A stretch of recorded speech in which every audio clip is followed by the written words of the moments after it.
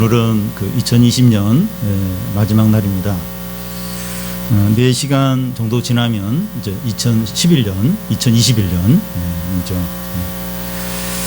하나의 마지막 날은 또 다른 날과 또 이제 다른 의미가 있습니다.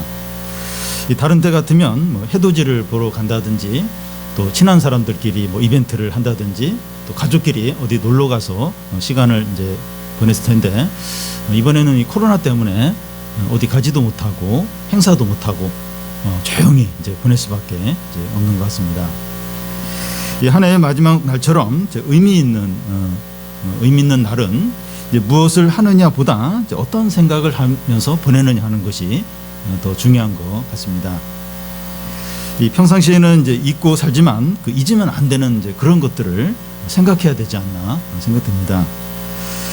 그런 것이 이제 어떤 것입니까? 여러 가지 있을 수 있는데, 이제 2020년의 마지막 날이 온 것처럼 주님의 재림, 또 세상의 종말이 이제 온다는 겁니다. 성경은 여러 곳에서 이 세상의 종말에 대해서 말씀합니다. 그런데 평상시에는 이 세상의 종말에 대해서 진지하게 생각하기 힘든데, 이 한 해의 마지막 날에는 이런 주제를 생각하기에 좋은 이제 때이죠. 우리가 왜 세상의 마지막 날을 생각해야 하는가 하면, 이 평상시에 하지 못하던 어떤 결단을 하게 되고, 또 새로운 어떤 삶의 변화를 이제 가져오기도 하고, 또 신앙적인 유익이 있기 때문입니다. 과거의 사람들이 많이 본 영화들 중에 뭐 해운대, 부산행, 터널 같은 영화들, 재난 영화들인데요. 이 부산행이나 터널이나 해운대는 사람들이 잘 아는 곳이고 익숙한 곳입니다. 그런 곳에서 큰 재난이 일어나는 그 영화를 볼 때 더 리얼하죠. 더 생생하게 느껴집니다. 그런데 그런 영화를 보고 나서 실제로 그런 재난이 일어날까 봐 부산행 기차를 못 타거나, 또 해운대에 가지 못하거나, 터널을 막 통과하지 못하고 그런 경우는 없습니다. 영화는 어디까지나 영화고, 현실에서는 그런 재난은 일어나지 않는다 이렇게 생각하기 때문입니다. 그와 같이 지구의 종말이나 세상의 멸망에 대해서도 사람들은 그런 일은 일어나지 않을 것이라고, 일어나도 먼 미래에 일어날 것이기 때문에 나와 상관이 없다고 생각합니다. 2000년 전 이제 베드로 당시 이제 소아시아 성도들도 예수님의 그 재림에 대해서 의심을 품었습니다. 그들의 입장에서 보면 그때 이제 수십 년 전에 예수님이 이제 하늘로 승천하시면서 내가 다시 오겠다고 하셨습니다. 예수님을 직접 보았던 그 당시 성도들이 예수님이 이제 자기들이 죽기 전에 오실 줄로 믿었습니다. 그런데 그런 기대를 가졌던 성도들이 하나둘씩 이제 죽어가는데 예수님 오시지 않는 겁니다. 그러자 성도들 사이에 예수님께서 왜 이렇게 늦게 오시는 걸까?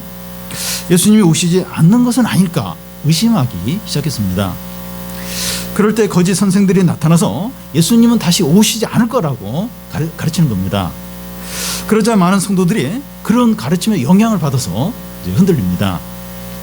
예수님의 재림에 대한 믿음이 흔들리니까 그들의 삶도 흔들리면서 욕심에 따라서 사는 겁니다.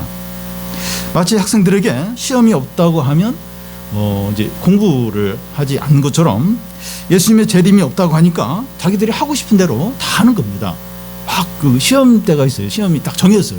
근데 이번에 시험 안 본대, 시험이 연기됐대 이러면 금방 안 해요. 바로 바꿔요. 그래서 놉니다. 그러니까 예수님의 재림이 없을 수도 있다, 그런 생각을 이제 갖게 되면 자기 마음대로 이제 하기 쉬운 거죠. 오늘 우리들도 그럴 수 있어요. 꺼리낌 없이 하고 싶은 대로 하고 욕심대로 살 겁니다. 그게 이제 이렇게 주님이 다시 오실 거다, 세상의 마지막 날이 반드시 온다, 이런 생각이 흔들리면 꺼리낌 없이 그냥 욕심대로 하고, 뭐 주님 안 오시는데 뭐, 그러면서 이제 하고 싶은 대로 이제 하게 되죠. 베드로는 이런 혼란 가운데 있는 성도들을 붙들어줄 필요가 있었습니다. 그래서 예수님의 재림이 늦어지는 이유가 무엇이고, 예수님의 재림은 그 세상의 멸망을 의미하는데, 그래서 성도들은 어떻게 살아야 되는가 하는 것을 말씀합니다. 이 시간 말씀을 통해서 한 해를 잘 정리하고 또 결단하고 새해를 잘 준비하는 시간이 되기를 바랍니다. 먼저 예수님의 재림이 늦어지는 이유입니다. 8절을 보면 사랑하는 자들아, 주께서 하루가 1000년 같고 1000년이 하루 같다는 이 한 가지를 잊지 말라. 주님의 재림의 문제에서 잊지 말아야 될 중요한 원리가 뭔가 하면 우리의 시간 개념과 하나님의 시간 개념이 다르다는 겁니다. 우리에게 하루는 하루고 1000년은 1000년인데 하나님께는 하루가 1000년과 같고 1000년이 하루와 같다는 겁니다. 다른 말로 하면 우리는 시간의 제한을 받아요. 근데 하나님은 시간의 제한을 받지 않으십니다. 하나님은 스스로 존재하는 분이세요. 그래서 과거, 현재, 미래에도 계시고 영원히 계시는 분이십니다. 하나님이 시간의 제한을 받지 않는다는 것의 예를 이제 제가 들면 그 요한계시록에 보면 그 마지막 장에 예수님이 내가 속히 오겠다 이러면서 이제 그 요한계시록이 끝나요. 그런데 지금 2000년이 지났는데도 아직 오시지 않고 계십니다. 그 야고보서에 보면 그 주의 강림이 가까 우시리라, 심판주가 문 앞에 서 계신다고 하는데 문 밖에 서 계신 심판주가 문 안에 들어오는데 지금 2000년이 더 걸리고 있어요. 이제 문 밖에 지금 심판주가 기다리고 계신다는 거예요. 근데 들어오면 돼, 들어오면. 근데 그 이렇게 들어오는데 지금 2000년이 넘게 지금 걸리고 있습니다. 여러분, 사람은 80년이나 90년을 살기 때문에 주님이 이제 속히 오신다고 할 때 80년 혹은 90년 내가 살 동안에 오실 것으로 기대합니다. 그런데 하나님은 영원하시니까 영원한 시간 그런 가운데서 이제 내가 속히 오겠다 이렇게 말씀하신 거죠. 그래서 우리는 하나님의 말씀을 우리 입장에서 생각하지 않아야 합니다. 우리의 상식에 맞으면 받아들이고 맞지 않으면 거부하고 이런 식으로 하면 안 됩니다. 만약에 우리에게 이해가 되고 또 받아들여지는 것만 이렇게 받아들인다면 거기에는 구원이 없습니다. 기적이 이제 과학적이지 않고 또 상식적이지 않다 그래서 기적을 다 이렇게 빼버리면 구원이 없어요.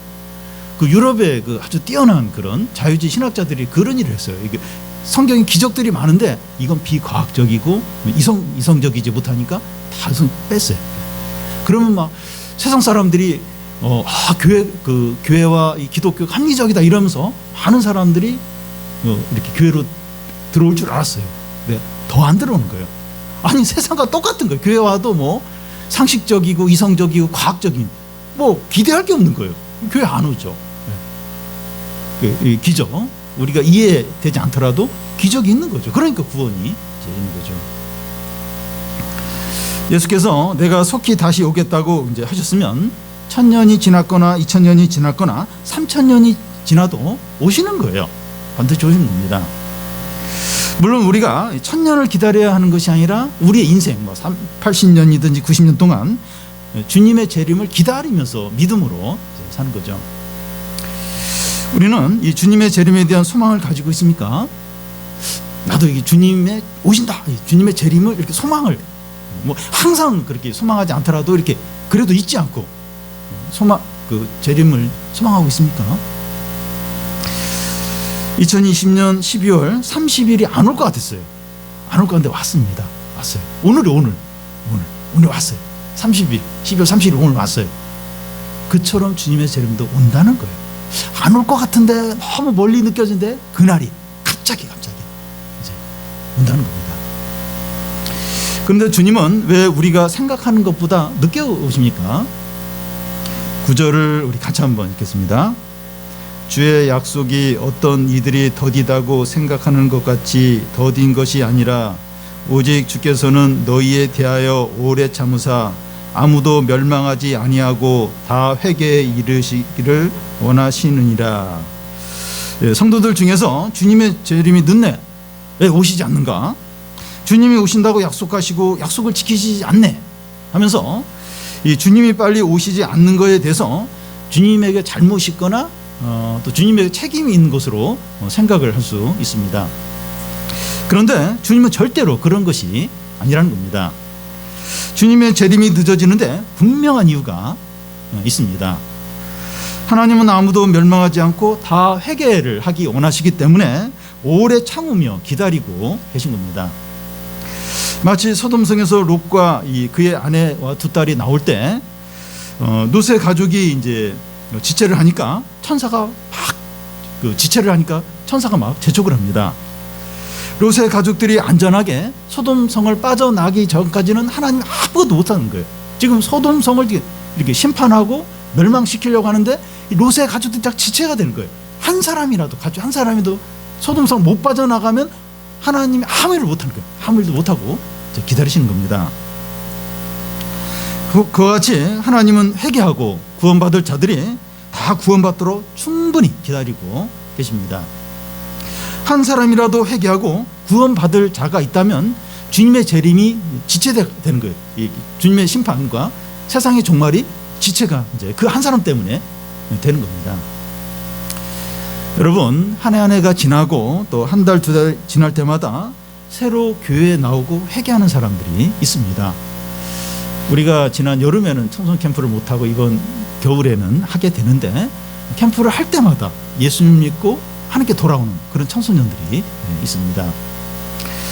코로나 가운데서 전도가 안 될 것 같은데 한 청년이 우리 교회에 이렇게 나오고 있어요. 코로나 때문에 못 나오기도 하고 그런데 나오는 사람이 있어요. 믿지 않는 사람이 교회에 나옵니다. 한 사람이라도 회개하고 돌아올 사람이 있다면 하나님의 심판은 연기됩니다. 하나님은 충분히 시간을 주시고 인내를 하면서 기다리십니다. 노아 때는 하나님께서 세상 사람들의 큰 죄악을 보시고 물로 이제 심판을 하시기로 결정하고 120년을 120년 그렇게 못되게 하는데도 120년을 기다리셨다가 물로 이제 심판을 하십니다. 그뿐만 아니라 하나님의 아들이 십자가 위에서 사람들의 죄를 위해서 죽으신 후에 그 아들을 믿으면 죄 용서해주고 구원을 하신다, 구원을 해준다. 그런 복음을 이렇게 선포하고 나서 2000년을 지금 기다리고 2000년 동안 기다리면서 계속 사람들이 그 복음을 듣고 돌아오도록 기다리고 계십니다. 그런데 어느 때부터 사람들이 더 이상 회개를 안 해요. 그리고 돌아온 사람이 없을 때 그때 이제 예수님께서 재림을 하시면서 심판을 하시게 됩니다. 주님이 언제 오실까? 더 이상 회개하는 사람이 없어요. 더 이상 예수님이 합니다. 그때 주님이 오시죠.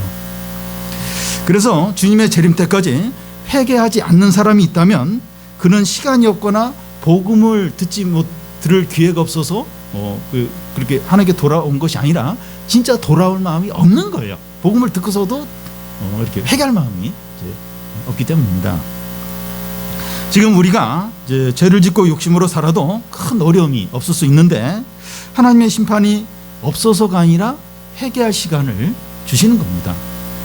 우리에게도 이제 그런 시간을 이제 주시는 거죠.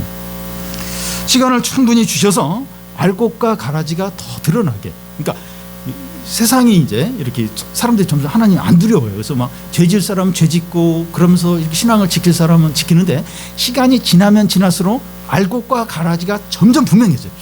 이 사람은 진짜 신자구나. 이 사람은 전에는 약간 신자의 무늬가 있었는데 이게 불신자였구나. 시간이 지나면 점점 그게 알곡과 가라지가 분명하게 드러납니다. 가라지로 드러난 자는 지옥에 영원히 던져져서 영원한 고통을 겪게 됩니다. 시간과 기회를 충분히 주었기 때문에. 그러니까 그 지옥에 던져지면서도 변명을 할 수가 없어요. 왜냐하면 하나님이 충분히 시간과 기회를 줬는데도 회개하지 않았기 때문에 변명을 할 수가 없어요. 그러면서 이제 심판을 받게 되는 거죠. 하나님은 오늘 우리에게도 오래 참으시고 기다리고 계십니다. 우리 가운데 주님이 5년 전이나 1년 전에 오셨다면 구원받지 못할 사람이 있었을 거예요. 또 신앙과 불신앙의 경계에서 위태위태 하던 사람도 있었을 거예요. 5년 전에, 1년 전에. 그때만에 오셨으면 구원을 못 받을 그런 사람도 분명히 있습니다. 주님이 늦게 오시는 이유는 우리가 회개하고 변하고 믿음의 열매를 맺도록 하기 위해서이죠. 더 세상을 즐기고 더 돈을 많이 벌고 그러도록 하기 위해서 이렇게 더 시간을 주시는 게 아닙니다. 더 좀 즐기도록 더 많이 즐겨라. 그러기 위해서 시간을 더 주고 그런 게 아니죠. 그런 게 아닙니다. 알곡으로 더 분명해지도록. 지금 보니까 막 이렇게 신앙이 참 모호해요. 이렇게 세상과 하나님 그 경계에 서 있는 거예요. 모호해요. 그래서 시간을 더 주는 거예요. 더 알곡으로 분명해지도록, 더 신자다 분명해지도록 기회를 이제 주시는 거죠. 우리 가운데 금년에 주님이 오시지 않은 거에 대해서 참 감사하는 분들이 있을 겁니다. 금년에 안 오셨어요. 하나님이 또 기회를 주셨구나. 저도 이제 개인적으로 보면 코로나로 막 사실 막 너무 힘들었죠. 너무 막 침체가 되기도 하고 그런데 유익했어요. 참 이렇게 없으니까 너무 웃고 너무 힘드니까 주님과 이렇게 저와의 관계를 돌아보면서 신앙의 진보가 있어요. 진보가 있고 더 좀 이렇게 신앙이 좀 더 이렇게 좀 더 분명해지는 그런 이제 기회였습니다. 그러니까 참 금년에 주님이 오시지 않고 한 게 감사하죠. 금년에 주님이 오셨다면 구원받지 못할 수 있었고 또 신앙의 이 경계에서 막 위태위태 할 수 있을 겁니다. 금년은 다 지나가고 이제 새해가 이제 시작이 되는데 하나님께서 다시 기회를 주신 것으로 알고 내년부터 또 새해가 시작이 되는데 기회가 주신 것으로 알고 죄와 욕심을 버리고 더 이상 머뭇거리는 신앙을 갖지 않도록 결단하시기 바랍니다. 새해가 시작되기 전에 이 시간에 이제 회개하고 결단을 해야 돼요. 4시간 후면 이제 새해. 오늘 이 시간에 결단을 하는 거예요. 더 이상 그렇게 하면 안 된다. 더 이상 딱 결단을 하는 거죠. 주님이 오시는데 언제 오신다고 말씀하시지 않고 어떤 방식으로 오신다는 것만 말씀합니다. 10절 앞에 보면 그러나 주의 날이 도적같이 오리니 도둑은 방문할 때 예고하지 않습니다. 사람들이 방심할 때 그때 이제 딱 이제 도둑이 이제 들어오죠. 주님의 재림도 그와 같아요. 성경에 보면 그 주님의 재림이 이제 어떤 식으로 오게 되는지 여러 곳에서 말씀을 하는데 이 데살로니가 전서에 보면 여자가 아기를 출산하는 것과 같다고 말합니다. 임신부에게 출산 예정일이 있지만 그 예정일에 출산할지 아니면 전날 할지 그날 할지 다음날 할지 오전에 할지 오후에 할지 밤에 할지 알 수가 없습니다. 예수님의 비유 중에 그 혼인 잔치집 그 비유가 나오면서 이제 주인이 혼인집에 갔다가 돌아오는데 언제 돌아올지 이제 종이 모르는 거예요. 그런 것처럼 주님의 재림도 그와 같다는 겁니다. 예수님이 언제 다시 오실지 아무도 모릅니다. 사도행전 1장에 보면 제자들이 예수님께 그때가 언제냐 이렇게 언제입니까 이렇게 묻자 그때와 시기는 하나님 아버지의 권한이니 너희가 알 바가 아니라고 하십니다. 그래서 주님의 재림의 시기에 대해서 날짜를 정하고 그날 오신다 이렇게 막 하면서 막 모여라 막 흰 옷 입고 모여라 막 뭐 학교도 가지 말고 직장도 가지 말고 막 모여라 이단 그런 말에 절대 진짜 그날 오는 거 아니야? 나도 뭔가 좀 흰 옷 입고 참석해야 되는 거 아니야? 절대 현혹 들을 필요가 없어요. 언제 온다 언제 우리 그 신령한 그분이 그렇게 얘기했다. 우리 교주님이 그렇게 얘기했다. 다 거짓말이죠. 절대 뭐 흔들릴 게 절대 아닙니다. 그러면 주님의 재림을 기다리는 우리에게 필요한 게 뭡니까? 그 날짜가 중요한 게 아니라면 주님의 그런데 기다려요. 주님의 재림을 기다리는데 우리에게 필요한 게 뭡니까? 그때나 날짜를 아는 것이 아니라 오신다는 것을 항상 의식을 이제 하는 겁니다. 혼인집에 간 주인이 그 언제 올지 모르기 때문에 깨어서 있던 종처럼 항상 깨어 있는 겁니다. 열처녀 비유에서 기름을 미리 준비하고 기다린 그 처녀처럼 그 지혜로운 다섯 처녀처럼 깨어서 이제 준비를 하는 거죠. 여기 깨어서 준비한다는 것이 어떻게 하는 겁니까? 잠을 자지 않거나 이 잠을 확 이제 줄이라는 겁니까? 나이가 들거나 갱년기가 되면 잠이 줄어들어요. 잠이 자꾸 깨요. 저는 뭐 갱년기가 아닌데 남자도 갱년기 좀 비슷한 거 잠이 자꾸 깨요. 잠이 자꾸 깨고 잠도 없고 그런 거예요. 깨어 있으라는 게 잠을 줄여라. 또 이렇게 자지 말라. 그런 게 아니죠. 그런 게 아니면 뭡니까? 깨어 있으라는 게. 이 성도들은 이제 어디에 빠져 있거나 포기 안 되는 것이 있거나 마음을 빼앗기는 것이 있으면 안 된다는 거죠.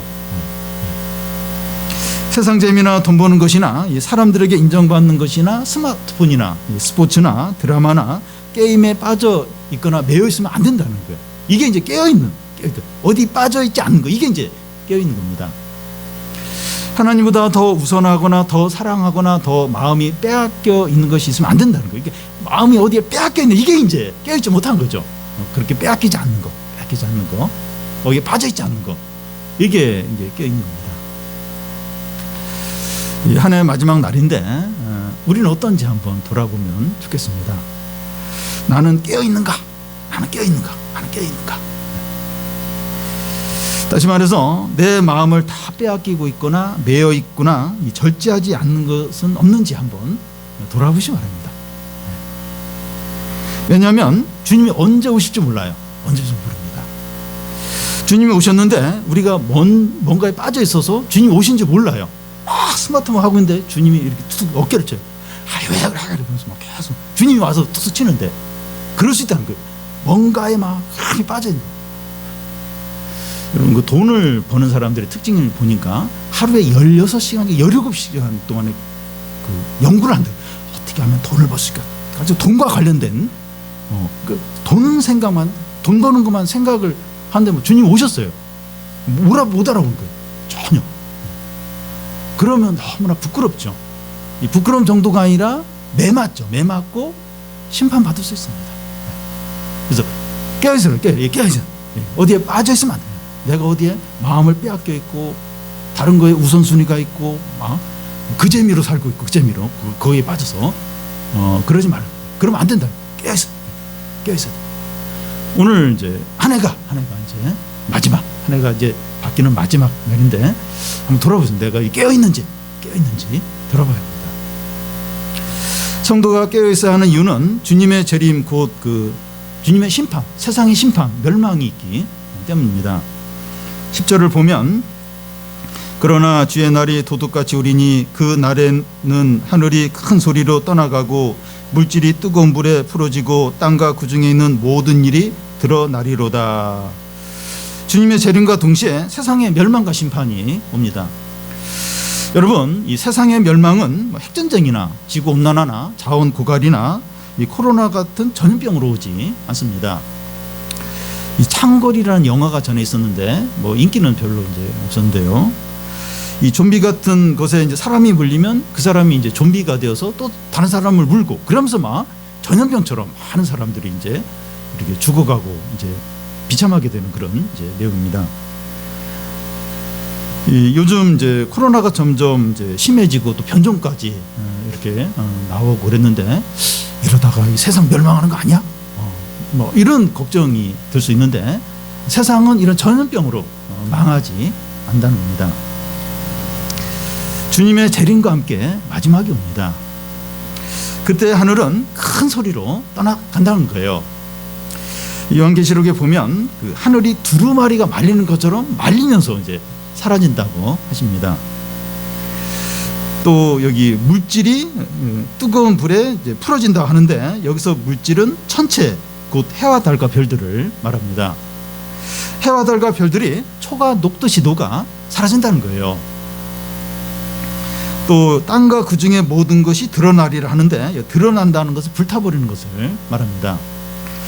땅과 이 땅에 있는 모든 것들이 다 불타버린다는 거예요.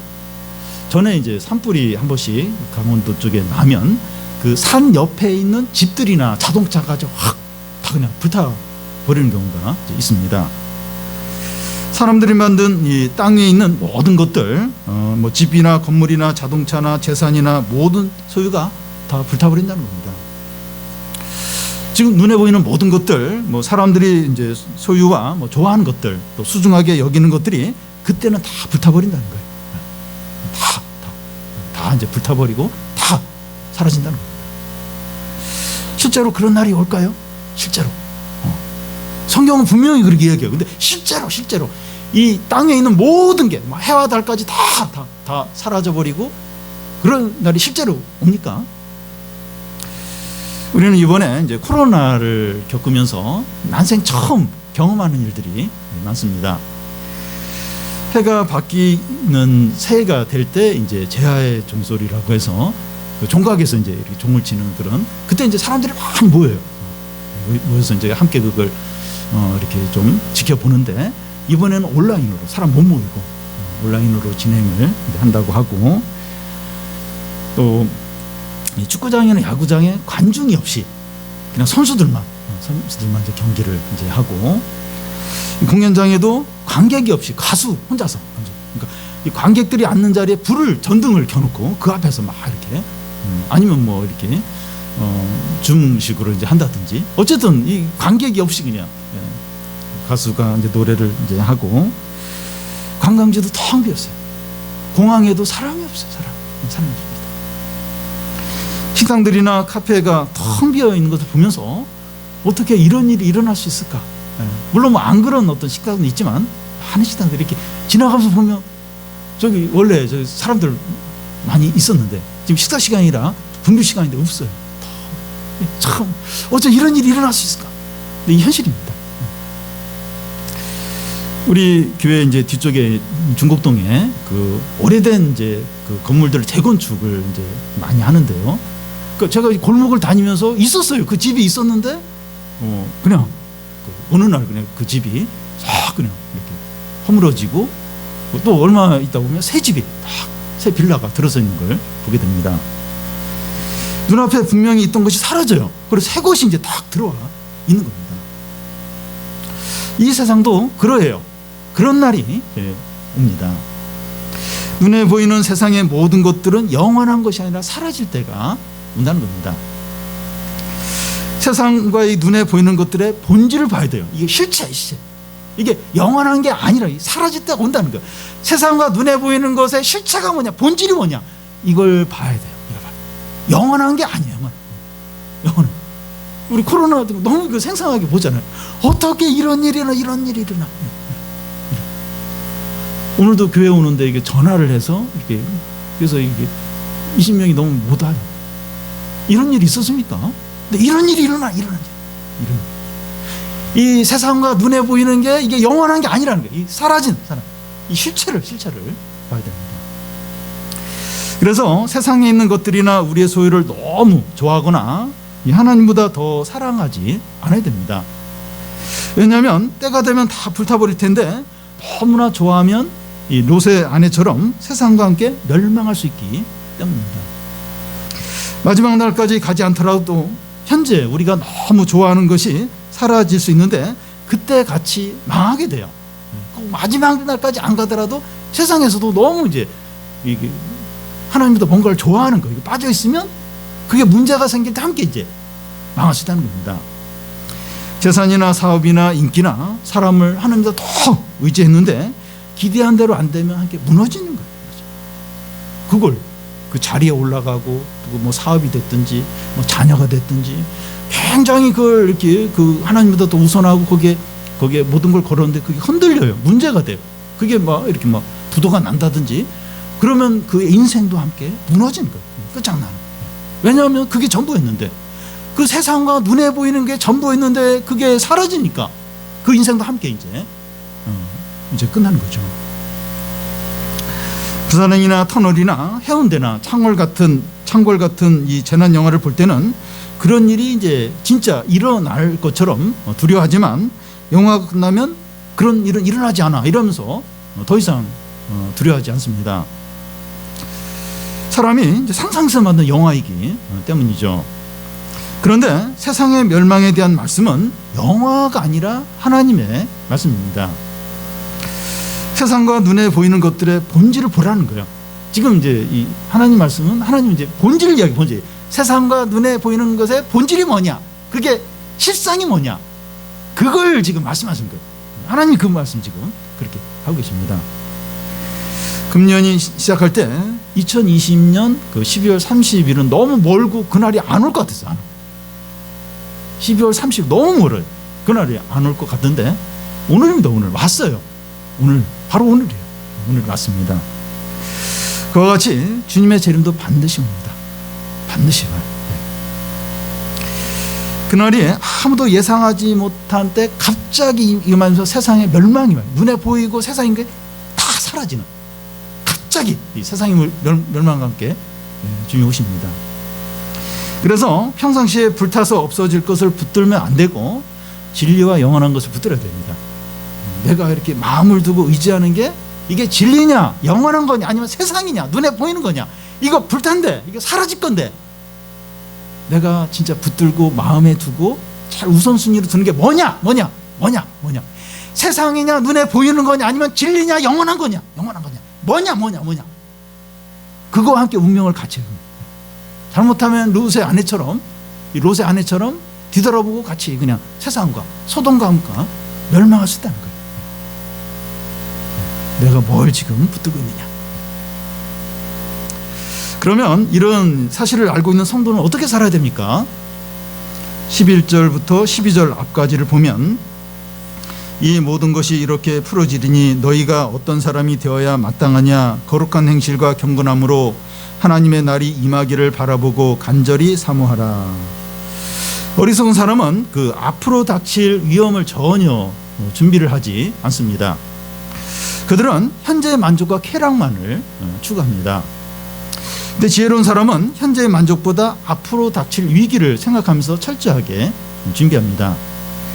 요셉은 앞으로 닥칠 7년 기근을 이제 생각하면서 준비를 해요.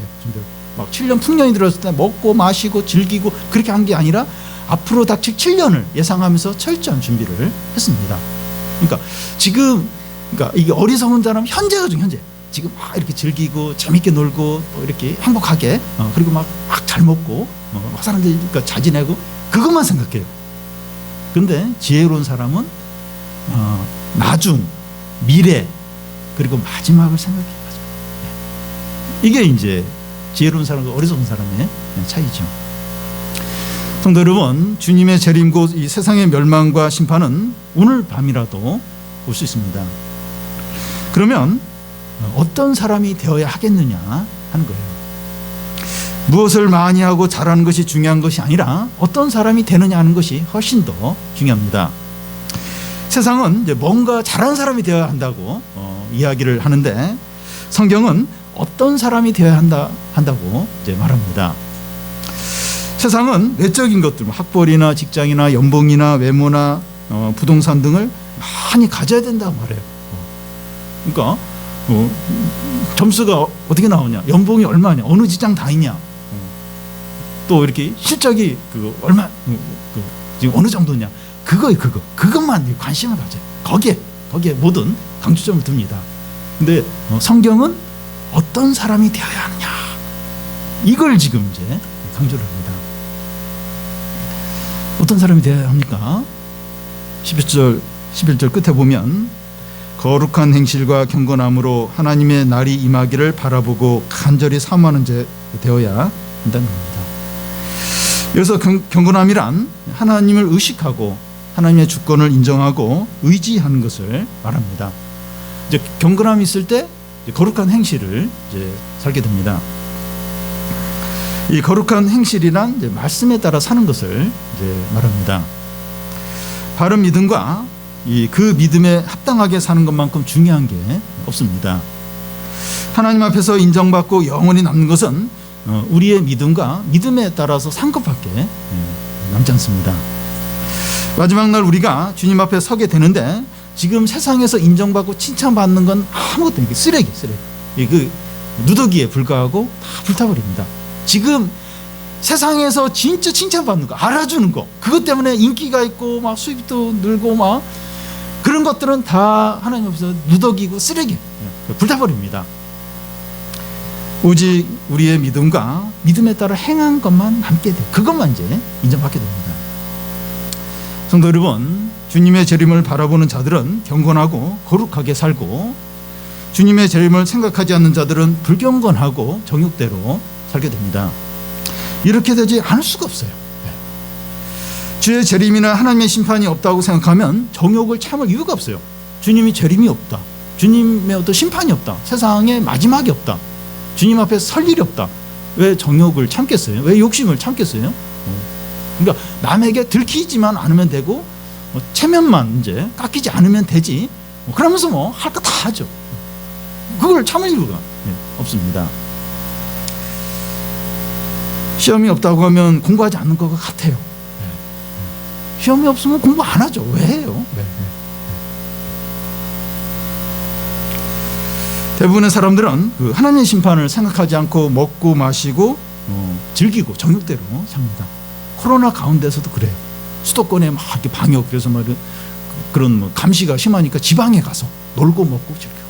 그래서 또 전에 보면 막 그 코로나가 한데도 막 그 이태원 클럽에 가서 막 그렇게 막 놀고 놀다가 코로나 걸리고 막 이제 그러니까 뭐 왜냐면 그게 이제 그 인생의 목적이고 제일 중요하니까 즐기는 거, 현재 즐기는 거, 재미, 그게 제일 첫 번째죠. 그런데 주님의 재림과 심판을 바라보는 자는 경건하고 거룩하게 삽니다. 그런데 이런 그 세상에서 경건하고 거룩하게 사는 것이 너무 외롭고 마음이 많이 상하고 고통스러울 수 있어요. 에녹이나 노아나 아브라함이나 이삭이나 야곱이나 요셉이나 모세나 다윗이나 다니엘이나 모든 믿음의 사람들이 세상 가운데 살아가면서 외롭고 탄식하고 또 애통하고 부르짖습니다. 그러니까 우리도 이렇게 믿음으로 살면서 힘들어. 야, 꼭 이렇게 별나게 이렇게 신앙생활 해야 되나? 그냥 같이 어울리면서 좀 그렇게 하면 다들 좋아할 텐데 힘들어요. 그리고 막 외롭고 막 참 이렇게 나도 내가 싫을 정도로, 그러니까 이렇게 좀 해야 되나 이런, 그러니까 잘 못 어울리니까 사람들이 막 이상한 취급하니까 같이 안 껴주니까 너무 외로운 거예요. 근데 우리만 이런 게 아니라 모든 믿음의 사람이 그랬던 거예요. 부르짖고 그리고 탄식하고 애통해하고 외로움을 겪고 모든 믿음의 사람들이 다 그랬던 겁니다. 그래서 그들은 하나님의 날이 임할 것을 바라보면서 또 간절히 사모했습니다. 빨리 주님이 오셔서 세상을 심판하고 하나님 나라가 임하게 해달라고 간절히 기도를 했습니다. 한 해의 마지막 날을 보내면서 우리도 이런 믿음의 이 사람들처럼 외로움과 이 탄식과 애통함이 있습니까? 우리도 이제 이런 애통함, 참 주님 빨리 오셨으면 좋겠다, 빨리. 그런 어떤 탄식이 있습니까? 그래서 우리는 주님의 재림을 간절히 사모합니까? 진짜 좀 주님 빨리 오시기를 사모합니까? 우리는 세상 사람들과 구별되게 살아가고 있습니까? 좀 달라요. 이 경건하고 거룩하게 주님의 재림을 바라보는 자는 그렇게 산다고 하는데 좀 구별이 돼요? 구별이 됩니까? 구별되는 게 그냥 주일날 교회 오는 거, 그거 외에는 똑같다, 이런 구별이 아니죠. 이건 삶이 구별이 됩니까? 만약에 우리가 정욕대로 살고 세상의 욕심을 쫓아서 살아가고 있다면 우리는 주님의 재림을 바라보는 자들이 이제 아닙니다. 주님의 재림을 바라보는 자들은 남들이 어떻게 살든지 경건하고 거룩하게 살고 하나님의 날을 사모하며 산다는 겁니다. 언제나 어떤 상황에서나 하나님을 의식해요. 경외하고 사랑하고 의지하고 순종해서 삽니다. 누가 뭐라 그래도 언제나 물론 뭐 그렇게 못할 때도 있죠. 근데 하나님을 이렇게 의식을 해요. 하나님을 경외합니다. 하나님을 사랑해요. 그리고 의지해요. 순종해요. 이게 이제 주님의 재림을 이렇게 바라보는 저의 삶이죠. 우리도 좀 그렇게 합니까? 사람은 의식하는데 이 세상의 이런 막 흐름들 이렇게 성공하고 돈 버는 거기에는 막 그걸 많이 의식하고 하는데, 하나님을 의식하고 하나님을 경외하고 하나님을 의지하고 하나님을 사랑하고 순종하는 건 거의 제로다. 이러면 이 주님의 재림을 유념하는 게 아니죠. 우리 좀 그렇게 합니까? 이렇게 주님을 경외하고 의식하고 사랑하고 그렇게 합니까? 한 해 마지막 날인데 우리가 주님의 재림을 바라보고 경건하게 살 것을 결단하시기 바랍니다. 이런 자들에게 준비되어 있는 새로운 세계는 어떤 것입니까? 13절 우리 같이 한번 읽겠습니다. 우리는 그의 약속대로 의가 있는 곳인 새 하늘과 새 땅을 바라보도다. 의가 있는 곳입니다.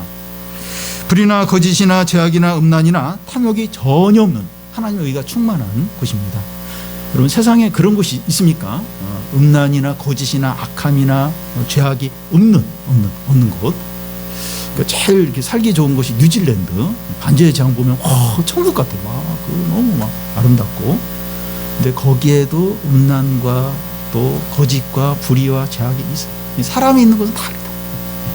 근데 그런 것이 없는 하나님의 의가 가득한, 의가 충만한 그런 곳이죠. 이 세상의 연장이 아니라 새하늘과 새 땅입니다. 여러분, 우리가 진정으로 바라보는 것은 승진해서 높은 자리에 앉거나 또 더 좋은 더 큰 아파트에 이사 가거나 더 유명해지는 게 아닙니다. 우리가 혹시 살아가면서 내가 지금 소망하는 게 아파트 할 수 있으면 강남에 있는 아파트, 아니면 뭐 승진이든 뭐 이것만 바라봅니까? 아니죠. 우리는 아래에 있는 것이 아니라 위 것을 바라보는 자들입니다. 아래 것, 이 세상 것을 바라보는 자들, 위 것을. 물론 이제 아래 것이 있어야 돼요. 세상 것 있어야 되는데 그걸 진정으로 바라보고 그걸 진짜 사모하고 그런 자들이 아니죠. 위 것을, 하나님의 의가 충만한 것을 바라보는 자들이죠. 새하늘과 새 땅을 바라보는 자들이죠. 로마서에 나오는 것처럼 마지막 날 우리는 그리스도의 영광의 몸을 갖고 새하늘과 새 땅에서 영원히 살게 됩니다. 우리가 기대하고 바라보는 것이 바로 이것이죠. 하나님께서 우리에게 주시려고 하는 영원한 기업이 바로 이것입니다. 영원한 몸을 가지고 새하늘과 새 땅에서 영원히 사는 겁니다. 이걸 이제 소망하는 게 이거. 그래서 이제 우리가 인내하는 거죠. 인내하고 죄도 거절하고 그렇게 하는 거죠. 전 문화부 장관이었고 한국의 최고의 지성인이라고 하는 이어령 박사님이 이제 예수님 믿고 나서 이제 무슨 이야기를 했는가 하면, 사람들의 어리석음이 어디에 있는가 하면 젊은이는 늙고 노인은 죽는다는 사실을 인정하지 않는 데 있다고 말했습니다. 노마의 이야기 16권을 쓴 시오노 나나미가 그 노마의 역사를 다 쓰고 나서 16권째 마지막 장에서 이제 뭐라고 이제 이렇게 말하고 있는가 하면, 번성한 것은 반드시 망한다, 이렇게 그 책을 16권을 마무리하면서 이제 그 노마 역사를 다 쓰고 나서 그렇게 이제 마지막 결론을 내렸습니다. 사람뿐만 아니라 세상의 모든 것들이 낡고 변질되고 사라집니다. 이건 영원 불변한 진리예요. 지금 대단한 거, 지금 세상에는 대단한 거 반드시 망해요. 반드시 사라져요. 반드시 무너진다는 겁니다. 그래서 눈에 보이는 세상의 것들을 위해서 살면 안 됩니다. 어리석고 험한 삶을 살게 되기 때문이에요. 그거 반드시 망하는데, 무너지는데 그걸 바라보고 사는, 그걸 의지하고 비참하고 험한 삶을 사는 거죠. 그럼 우리는 현재 이 땅에서 어떻게 살아야 됩니까? 주님의 재림을 기다리면서 손가락만 빨고 있으면 됩니까? 다 뭘 하든지 다 이거 뭐 사라질 것들인데 뭘 열심히 할 게 뭐가 있어? 공부 할 게 뭐가 있어? 직장생활 열심히 할 게 뭐가 있어? 그럼 손가락만 빨면 됩니까? 그렇지 않죠. 우리의 하루하루는 영원히 돌아오지 않습니다. 하루하루가 얼마나 소중한지 모릅니다. 주님이 우리 생각보다 늦게 오시는 이유는 우리가 의미 있고 가치 있는 삶을 살 수 있는 충분한 시간을 주기 위해서입니다. 세상에서 우리의 삶이 왜 중요한가 하면 우리의 영원한 삶을 준비하는 기회이기 때문입니다. 현재 이 땅에서 경건하고 거룩하게 사는 자가 새하늘과 새 땅에서 영원히 살게 됩니다.